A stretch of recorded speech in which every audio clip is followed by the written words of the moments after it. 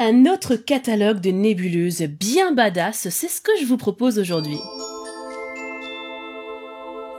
Faites place au catalogue Sharpless et ses 313 objets, tous plus fascinants les uns que les autres. Stewart Sharpless était un astronome américain qui aura répertorié des régions H2 dans la Voie lactée de 1952 à 1959, notamment grâce à ce qu'on appelle des Sky Surveys, sorte d'atlas photographique du ciel dont on reparlera justement très bientôt. Cette liste ne comprend que les objets au nord de la déclinaison en moins 27 degrés, ce qui fait que la plupart des objets du ciel austral ne seront pas présents dans ce catalogue. Pour le ciel de l'hémisphère sud, on pourra donc utiliser le catalogue GUM de l'astronome australien Colin Stanley Gum qui comporte 85 objets. Salut Cosmic Girl! Ah, te voilà toi! Aujourd'hui, je me dis que tu pourrais peut-être choisir toi-même les objets et leurs photographes. T'en dis quoi? Mais avec grand plaisir! On y va? Comme tu avais l'air d'admirer Mathieu Teki, j'ai choisi de commencer avec une de ses images. Voici la nébuleuse de la grotte, ou SH2 155.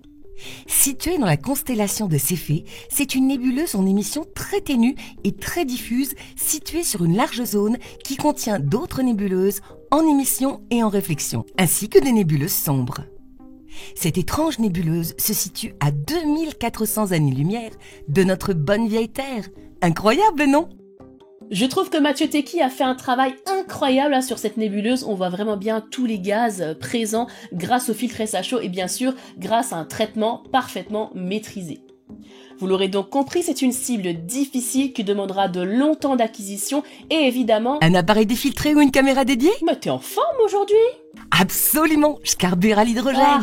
C'était donc ça. Mais oui, la voix du cosmos a parfaitement raison. Pour capter ce fameux hydrogène, il faudra un appareil photo défiltré ou une caméra dédiée. Et ce sera le cas pour tous les autres objets que nous allons présenter aujourd'hui. Continuons avec une nébuleuse poétique puisqu'elle ressemble à une jolie fleur. Voici donc SH2 101, la nébuleuse de la tulipe. 70 années-lumière, c'est approximativement la taille de cette jolie nébuleuse dans la majestueuse constellation du Cygne. Regardez cette petite étoile. Près de cette sorte d'arc bleu, vous voyez la responsable de la formation de cette incroyable nébuleuse. Et ce n'est pas tout. Une autre curiosité de cette zone est la présence d'un fort signal de rayons X reconnu par la communauté scientifique sous le nom de Cygnus X. Cygnus X est non seulement la zone d'un des premiers trous noirs suspectés, mais aussi une des plus fortes sources de rayons X visibles depuis la Terre. Fascinant, n'est-ce pas ? Je vois que tu as pris mon image, dis donc. Mais oui, après tout, on peut aussi montrer ton travail, n'est-ce pas ? Oui, c'est vrai, tu as raison. C'est pas aussi bon qu'un Mathieu Teki ou un Thierry Legault, mais ça peut prouver que tout le monde a sa place dans l'astrophotographie. Allez, on passe à la suite. Un peu plus sombre cette fois, voici SH2 171, parfois appelée la tête de mort. Ce vaste ensemble est une zone intense de formation d'étoiles et est distante de la Terre de 3000 années-lumière. On peut voir sur l'image beaucoup d'autres objets, comme NGC 7822 et Cederblad 214. Cette image est signée par la team Astrofleet que je salue. Techniquement parlant, nous sommes sur les mêmes contraintes que les images précédentes. On pose longtemps car nous sommes encore sur une nébuleuse à faible luminosité de surface et bien sûr par une nuit sans lune. Je me répète, mais c'est souvent la même chose pour les nébuleuses et c'est probablement la clé du succès.